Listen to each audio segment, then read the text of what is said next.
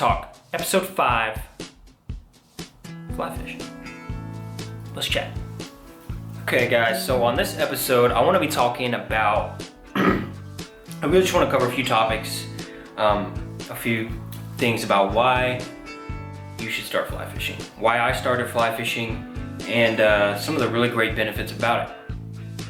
So first off, I actually want to explain, probably somewhere in the neighborhood of 6 or 7 years ago, I bought my first fly rod. I bought a cheap little setup, I think from Bass Pro, and without any experience, without really watching too many videos or doing much research online, took it down to the bayou, got super frustrated, super fast, gave up.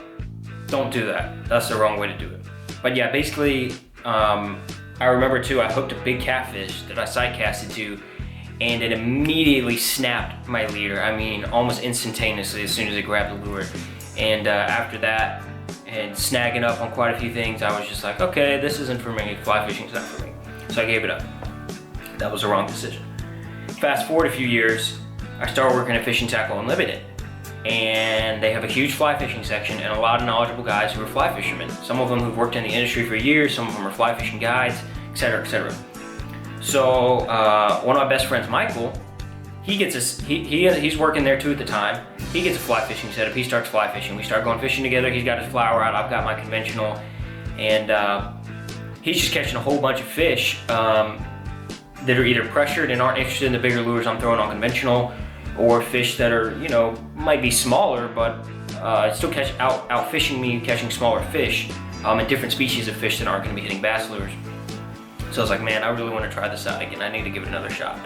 So with the advice and help of some of the guys at FTU and practicing with some rods and learning how to really cast and things like that, I picked up another setup and fell in love. And I haven't been doing it as much lately. If you're in Texas, especially in Houston right now, the winds are like insane. Like you will walk outside and you will literally blow away.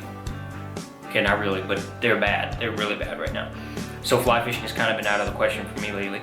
But so I picked up my first setup, which was which I still have, which is a 5/6 weight, and I think it's great for bass and down on the bayou. I like it a lot. And then I also picked up a 3/4 weight, which is really fun too for small panfish and smaller carp, things like that. But one of the biggest reasons I started fly fishing is for very pressured places. Most places in Houston that are going to get pressured are going to be pressured from conventional fishing. And what I mean by conventional is it's going to be bait cast, spinning reels, or spin cast, push button, those kind of rod and reel setups, which you're going to be throwing, you know, your most common lures you see at the store: worms, crankbaits, spinnerbaits, frogs, buzzbaits, those kinds of things.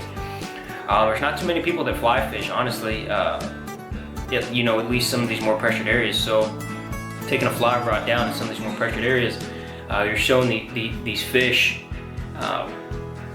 totally different arsenal of lures that they've never seen before. And if you know anything about fly fishing, a lot of flies look unbelievably realistic. I mean, they just look absolutely amazing. Now this one, of course, it doesn't look really all that much, get it to focus on it, like a mouse, but that's a mouse imitation fly right there. And I've got some shrimp and some little crabs and stuff. I mean, they look real. They really do look real. So that's a big benefit of fly fishing, is the flies. They look so real. These things are fish have never seen before. So they're very enticed, at least, or interested to either check them out or eat them. So that's another really cool thing. Another great thing about it is with fly fishing, you can target, not only can you target big fish, but you can target smaller fish. So if you're a bass fisherman and you've been somewhere where you've seen a lot of panfish, perch, tilapia, Texas cichlids, things like that, with your fly rods, you can target those pretty easy.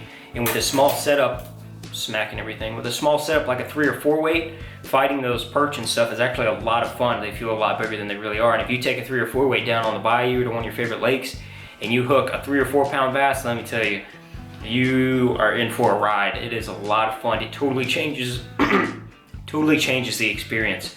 You know, with our big conventional stuff, with a lot of us bass fishermen, you know, to me, a 3 or 4 pound bass is a great fish. And, you know, with conventional setup, depending on your rod and reel and your line, you can horse a 3 or 4 pound fish in pretty easily, not, you know, without much fight. And it's still a lot of fun, but you hook one, like I said, on a 3, 4, 5, 6 weight fly rod, changes the game. That fish feels a lot stronger, and it has a lot more potential to give you a real fight over conventional gear, so it's a lot of fun. Another plus to the fly fishing is you can travel very light, and to me that is a great thing. I love taking my bass stuff out, my conventional gear, but when I go, my backpack probably weighs, I don't know, 10 pounds alone, something like that. Let me drop my fly rod here for a second. Just with the weight of stuff I've got in it, whether it's some snacks, my hook box with my weights, soft baits, things like that. So after a while, it can take a toll on your shoulders, your back, and you know, sometimes you just want to switch it up. You want to carry light. I can carry 50 to 100 flies in a box, you know, that big, that weighs half a pound, if that. That small of a box, that light of a weight that could fit in my back pocket. I can take my rod and reel, my fly rod and reel that doesn't weigh much either, and go fish for the day, and I've got everything I need right there. I might take a couple extra leaders. Of course, I'll have some pliers with me, but I'll be set. I don't need 10 pounds of gear with me, so that's a really nice plus. Now, depending on your fly rod setup too, you may have a 1-piece. My 3/4 weight rod is a 1-piece, it's a 6/6. My 5/6 weight rod is a 4-piece. So the kind of neat thing about the fly rods is, at least ones that break down, whether they're a 2-piece or most are like a 3 or 4-piece, is they're very easy to take around. Some rod and reels, kind of bulky, kind of hard to get in your car, but a fly rod that breaks down so easy, I mean, you can easily store it in your car and not take up much space. Same thing with the fly reel, same thing with the fly lures. I mean, you could easily keep it set up in your car, out of the way, really hidden too, where nobody can see it. So that's a good thing about traveling and keeping weight down and packing light. So that's a great thing about fly fishing. Another thing with fly fishing, this ties in for me with conventional too, but there's, and most fly fishermen will probably tell you this, there's just something, you know, fishing in general for me is peaceful, but there's something about fly fishing, just, I guess, the art of it, just the skill involved, you know, really having to really be one with your rod and reel and casting that line. You know, with a conventional setup, the rod is doing work for you, of course, but with fly fishing, the rod does so much work, and being able to have the skill to do that and get your fly line out there right where you want it, there's just something about it. It's hard to explain, but once you start getting casting down and you really, you know, you're drawing your line out and you sling it out there, there's just something about it that's just, it's a lot of fun. It is so cool, and especially sight casting, when you get good enough to where you can make those casts to fish that you see with your fly rod and sight cast to them. It is awesome, man. And you know, I'm not that good. I'm a novice for sure. I mean, I'm good enough at it that I can go down and I can make good casts. Typically for the bayou, I know what I need to have tied on. You know, you start getting into bigger game fish like tarpon and reds and stuff like that.